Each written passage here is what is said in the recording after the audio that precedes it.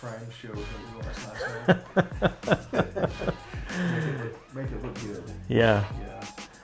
Yeah. It'd be so awesome if you could, or it'd be funny if you could do something like this and take different things that I say and make it seem like I did commit a crime. Like maybe this is part of my confession. Take a little bits and out. Yeah. I woke up and I didn't know what was happening. Yep. You could totally do that. That's totally a Simpsons kind of thing to do. It's like this heroic thing. Like I got anxiety and depression. Yep. What did he do? Yeah. So welcome everyone to PhlattLine. I'm your host, Flat McLean, and today we have Buck Porter with us. He's joining us from St. George, Utah, and it's nice to have him on the show. And we're gonna find out who is Buck Porter. And tell us a little bit about yourself and how did you get the name Buck, and what are you doing with your life? Well, I live here in St. George, and I've been here about 2.5 years, almost 3 years now. Before this, we lived in Atlanta. Awesome. Lived there for 5 years, and we moved there for my current job, and then moved here for the same job. So They let you relocate? yeah. They asked me to relocate, and so it was a good thing for Sandra to get, well, I guess for all of us to get a little bit closer to family, but not too close. Yes. We're only about 4 hours away instead of 30-hour drive. So, but as far as my name, Buck, so my full name is James Buchanan Porter. I don't know if you ever knew that. I actually didn't know that. Okay. So our family is related to the president, James Buchanan, and he didn't have any kids or anything, but it's through his sister somehow. I don't remember exactly. But anyway, my great-grandpa was named James Buchanan Porter. His dad's name was James B. Porter, which was for Buchanan, etc. Anyway, after just a couple of days of being born, my dad started calling me Buck, just to, I don't know, as a nickname. Yeah. And then that stuck for just the rest of my life. Do you like the nickname Buck? Or is it Yeah, I do now. I mean, all through high school, it was, growing up, that's just what I knew. But when I got married, I thought I should go by something a little more adult. So I changed to James. And then years later, I regretted it. My sister said, "Why do you go by James? It's so boring, like you should just go back to Buck." And she was right. So for half of the people that I know, they know me as James, and half know me as Buck. One of those phases of people. So the ones who know you by James, they're in that phase. I guess Buck's not really official on different things. Like my security clearance when I was in the Army, I had to declare that I had the nickname Buck, and I think that's because they call people that you knew, for references and things like that. And so they want to make sure that they're calling them by what they know you by. Yeah. Because if they called my, aunt and uncle or whatever, they'd be like, "James. Oh yeah, James, my nephew. Okay, yeah." Makes sense. It'd take a minute. James, so How did you like living in Atlanta? How long did you say you lived there for? We lived there for 5 years. I guess in Georgia, I should say. Yeah. Well, we lived about an hour outside the city, kind of northwest, but we loved it. And I think all of us loved it, but I just absolutely loved it. Yeah. The kids made a lot of really good friends, and for me it was really, I just liked the landscape, all the green, the trees. I have something with, I want to have fire pits all the time, like campfires. I could do campfires every day.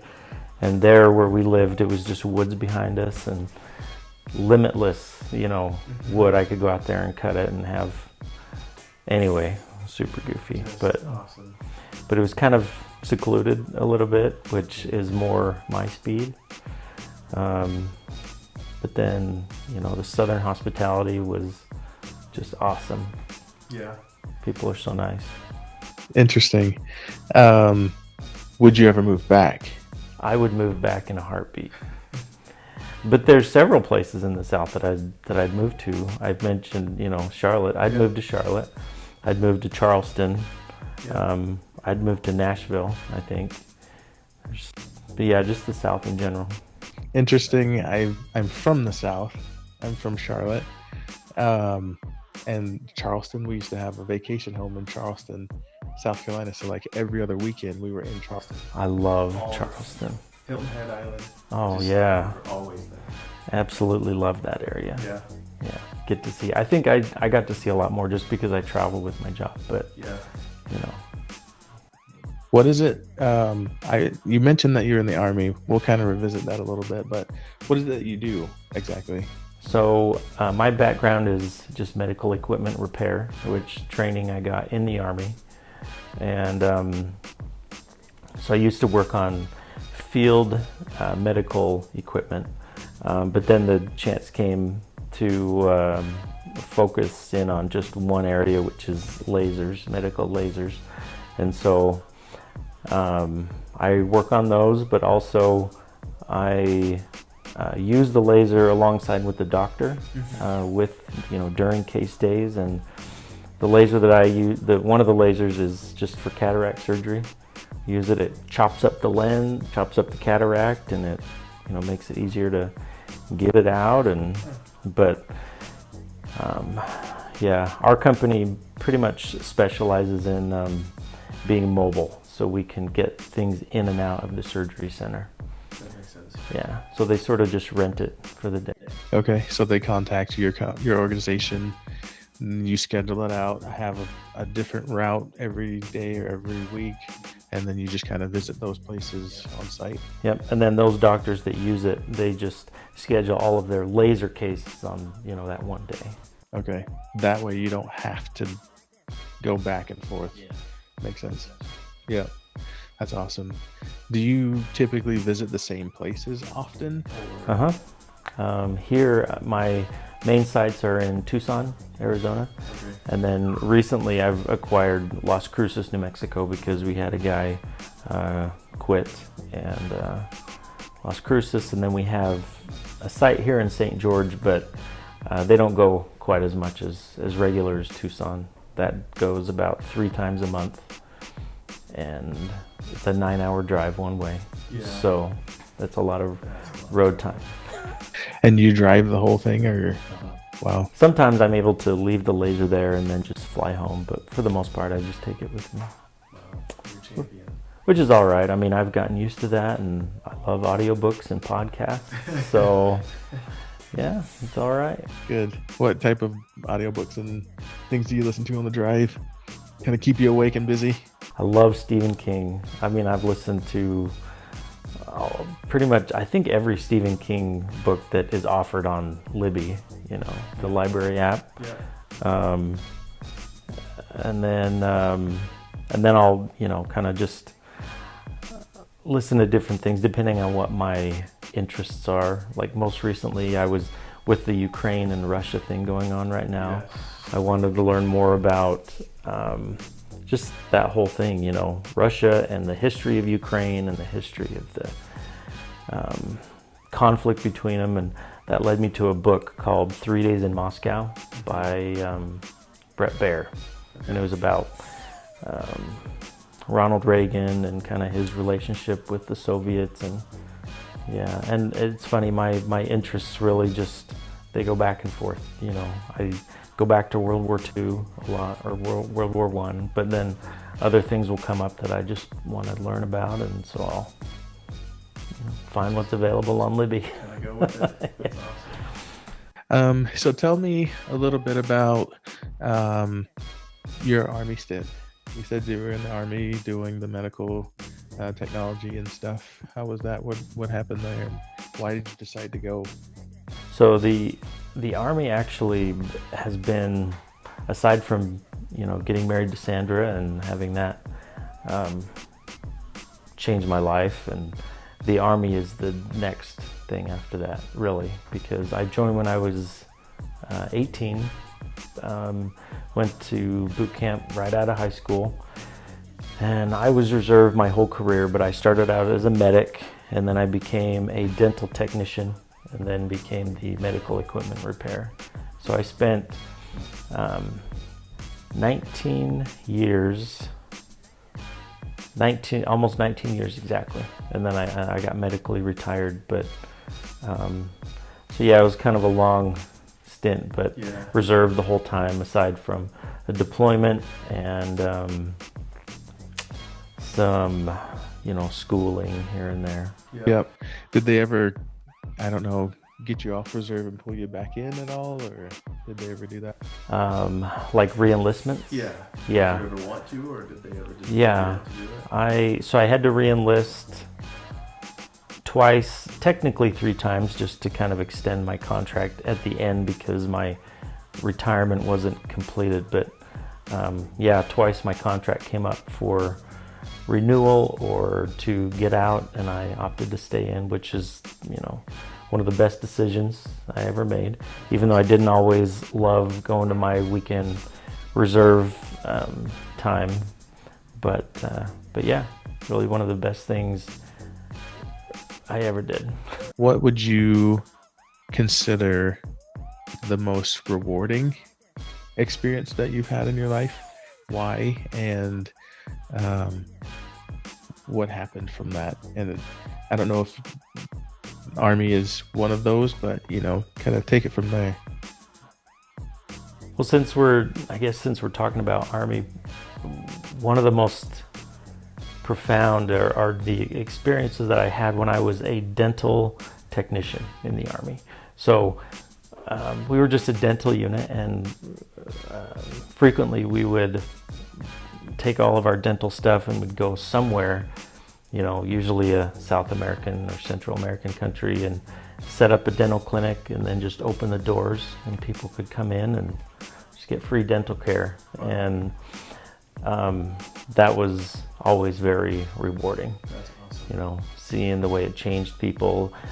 But it's interesting, the people came through and they weren't always very, vocally grateful, but you could tell that, it affected them quite a bit. That's awesome. And I wanted to say thank you for serving. It is kind of one of those things that either you join, young, or you don't really go at all. Yeah. You know what I mean? Yeah. There were, I don't recall many people over the age of maybe 25 or 26 that I was in boot camp with. Yeah. Usually it's just you do it right out of high school. And then you just kind of grow with it. Yeah. Yeah. And I think they have an age cap on I think they do, and stuff? but I believe that you can get waivers based on your ability to just perform basic duties. As long as you can, pass a PT test and do your job basically, then I believe usually there's waivers that will let you in. Interesting. So, what would you consider the most challenging experience you've had, and why is that, and what happened from that?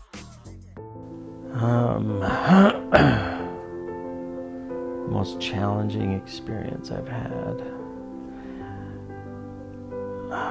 and it's still kind of ongoing, and it probably shouldn't be, but when I was deployed, I got a concussion just because I passed out and fell back and I hit my head, and I had to get medevaced out of.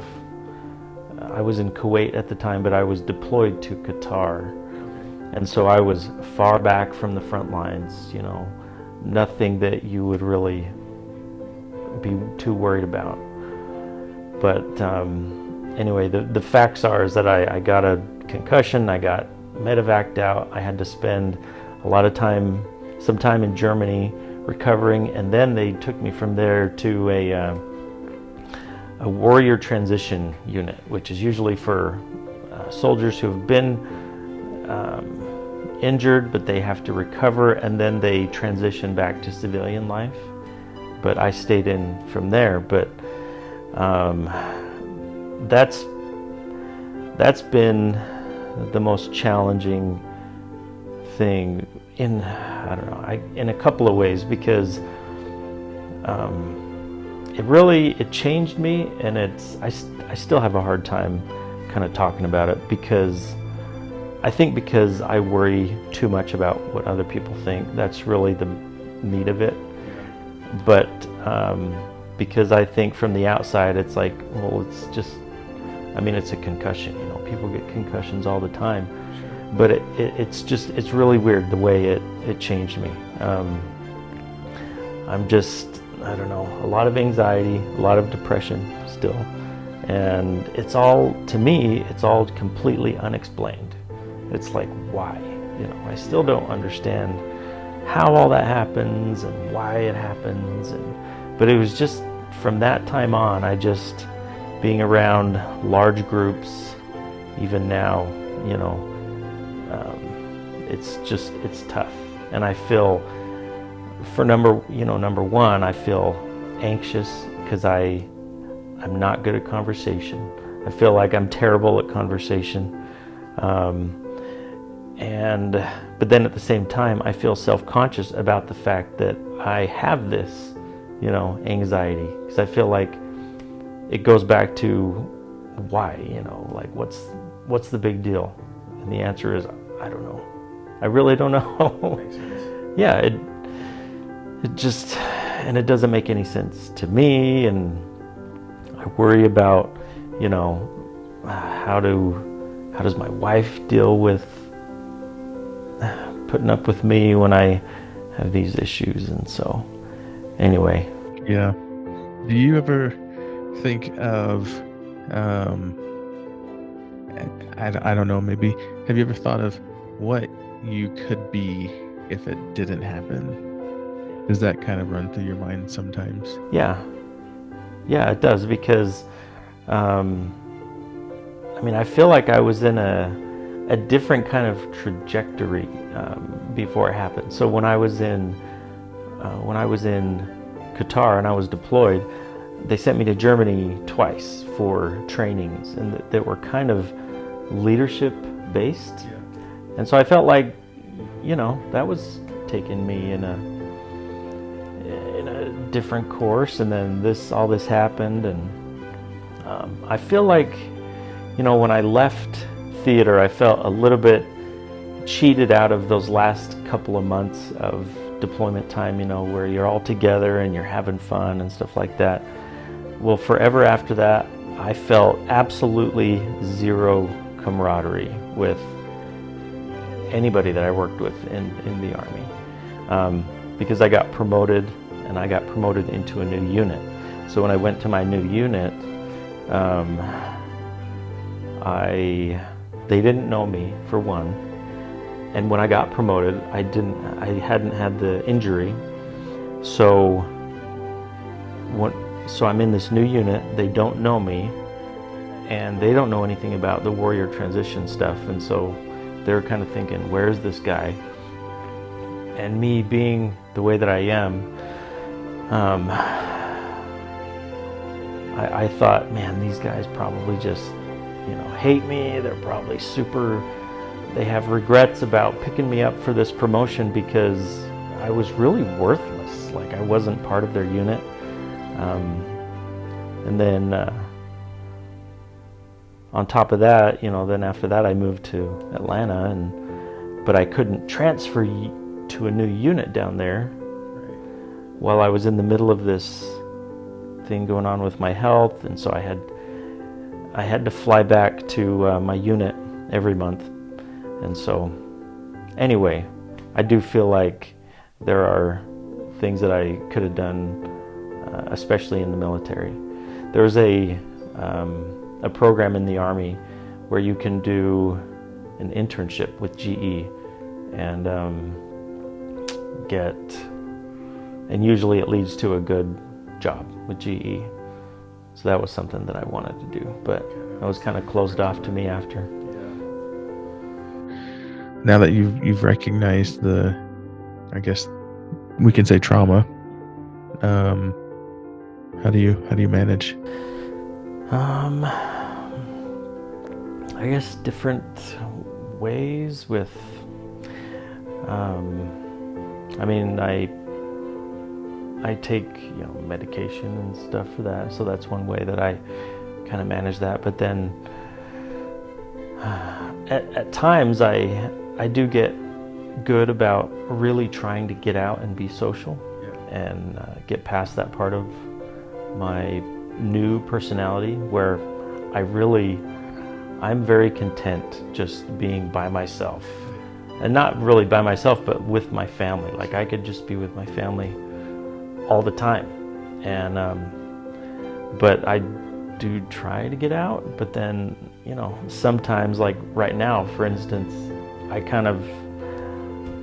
don't really have much interest in trying to get out and reach out to my neighbors or anybody else and get to know them. I don't know why it goes in these cycles, but sometimes I do good with that, sometimes not so good. Yeah.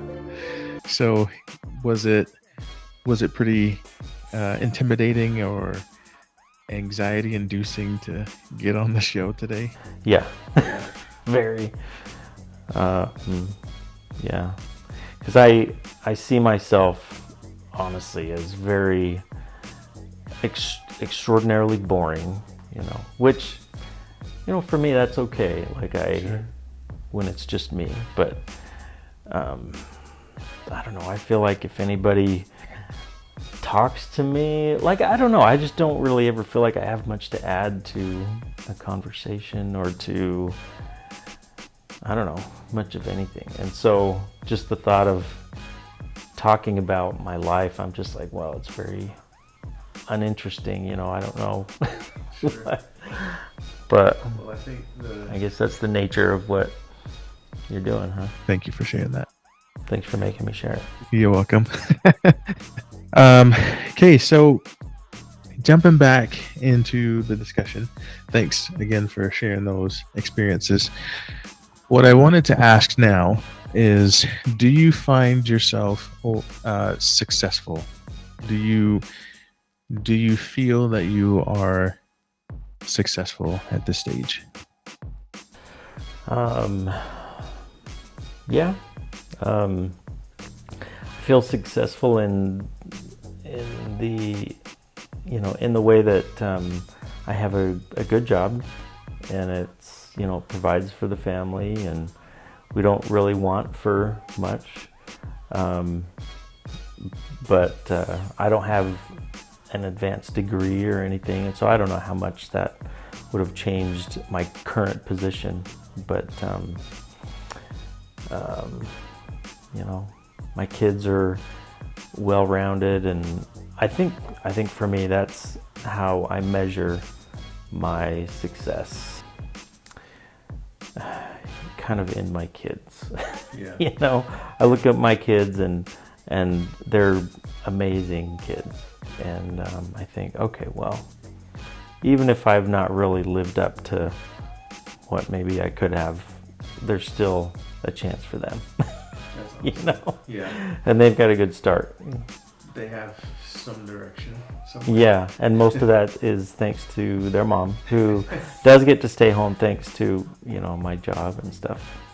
So before we close, because I want to, I don't want to take too much more of your time, I usually ask 2 questions at the end. What have you learned about yourself, and what do you hope people learn from you or about you?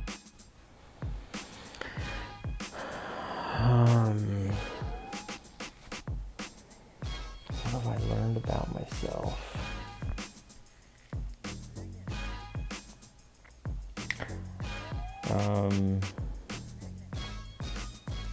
I don't want this to seem, more negative. But I feel like despite all the time that I spent in the Army, I'm really just naturally not a great leader. And I'm okay with that. Some people are great with taking the charge, but I'm not really. But what I'm really good at is I'm really good at taking an order. If I know what my job is, I do my job very well, and I get it done, and I don't complain, and I guess you could say I'm a good foot soldier. Sure. Yeah. Yeah.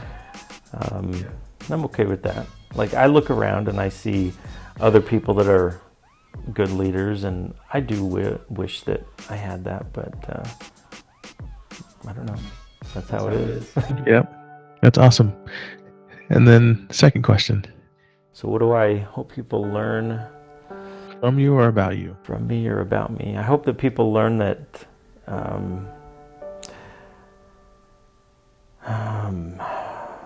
I don't know.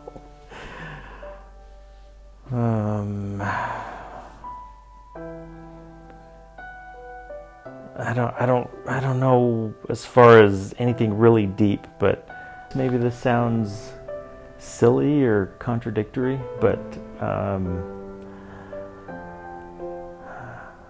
maybe something that I wish I knew Sure. that I want other people to know, even if I don't really realize it, is that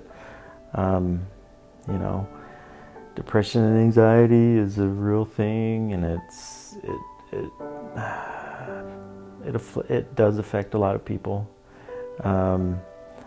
It is, at least with me, it is a stigma, and I think that has come from my time in the military, even though they try not to make it a stigma. But I don't really talk about it with anybody, which is silly, kind of weird for me because I'm talking about it here, but it is part of me.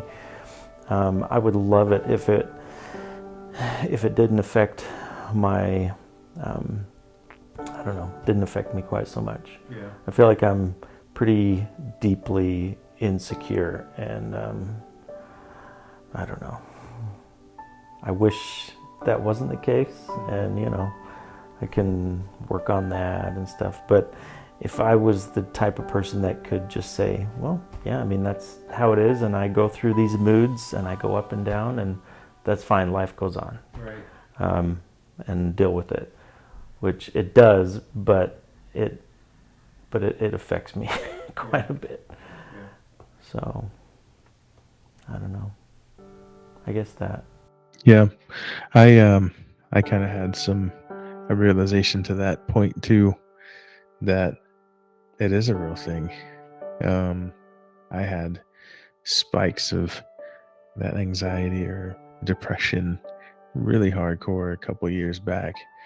And it gets pretty intense. I feel that I've gotten over it, but I think that there are triggers, only associated to a specific thing. And then once that specific thing happens, it just almost just like a wave, and it just floods me. So I know what may trigger it, so I can kind of either navigate it better or even avoid it if I can, but I understand that. So. And you're right. That's a good way to say it, is like a flood. I kind of see it as like a match that lights just a whole bunch of other matches, and they all just kind of go. Yeah. Because once I get depressed that I'm depressed, and then I get depressed that I might be bringing my family down, and I get depressed that they're seeing me in a different light, and it's like all these things just kind of. Like you said, that's a match lighting another one. Yeah.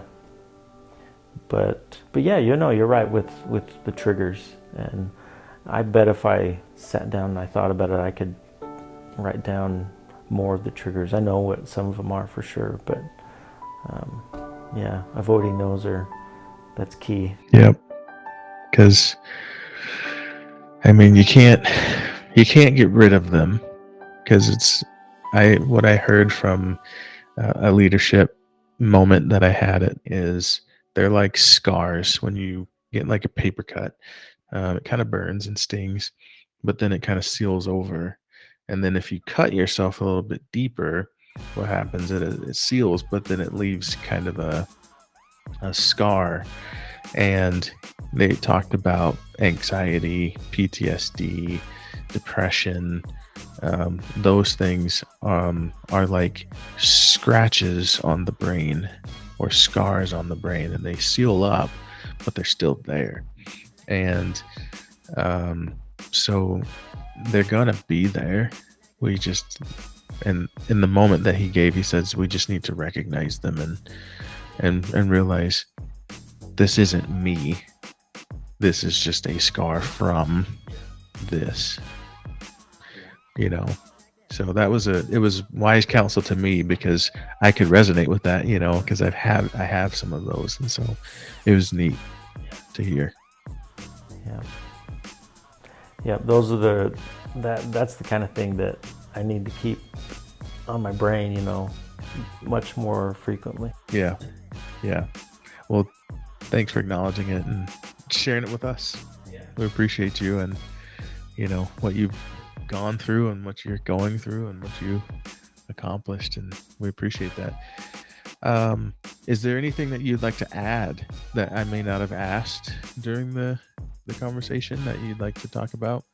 One thing I'd like to hit on is your board here of your trinkets. Yeah. So my mom's side of the family is all Norwegian, and we're very proud of that. And both of my grandparents have passed away, and I think that's caused my mom to be really introspective and also just want to share the Norwegian heritage, to make sure that doesn't die with her when she passes away. And so she's amazing at reminding us of it. Every time we talk on the phone, we talk a little bit of Norwegian, and because she wants to keep that tradition alive, to be able to speak at least a little bit. Mm-hmm. But then also just reminders. She gives me these trolls from time to time, but yeah, just that heritage. We're very proud of the Norwegian heritage. That's awesome. I hope to go there some. Yeah, haven't been yet. No. Put it on your bucket list. Yeah. What do they use these type of spoons and stuff for? Is this just more decorative, or? I think they're, like ladles and stuff like that they would normally use. But yeah, that's more probably just decorative, touristy type stuff is my guess. But my grandparents had several things like that in the kitchen growing up, so probably pretty common in households even over there. Do you speak in Norwegian? Not really. I mean, there's a few words that I know that I can exchange with my mom, but like a hello, goodbye.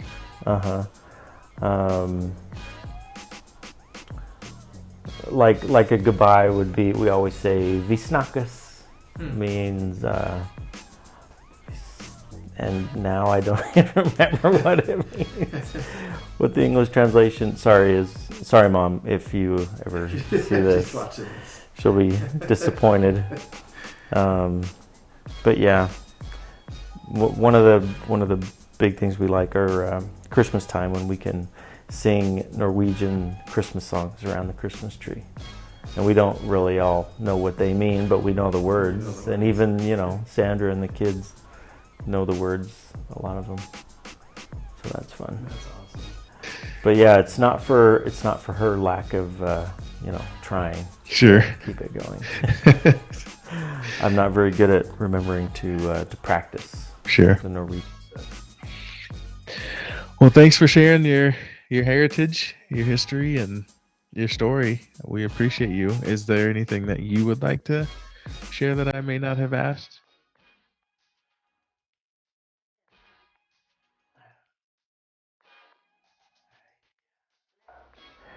I guess I don't know. I guess I kind of struggle to fit this in somehow, but I feel like so much of who I am and what my successes are due to Sandra, my wife. Yeah. Because she is supremely confident in who she is, and so that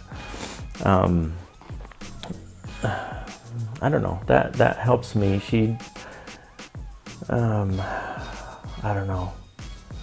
I'm sort of just all over the place, but she's extremely reliable. She is very responsible. She's just very confident in who she is and what her abilities are, and that helps me a lot to feel the I don't know, to have the successes in the kids that we do. Yeah. Which is, I don't know, kind of weird, because I feel like she has way more to do with that than I do. But I feel like because they are my kids, then I feel like, okay, yeah, that's part of my success, even though she's done most of the work. Yeah. You take the glory and reward in her. Yeah. I mean, really, without Sandra, then I don't know. I really feel like there would be nothing to me. Yeah. No real substance. Well, But Thank you, Sandra, for being there for Buck and the kids and the family, and we respect you for that. So thank you. yeah, thank you. Yeah. Well, thank you everyone for joining us today for our conversation with Buck Porter.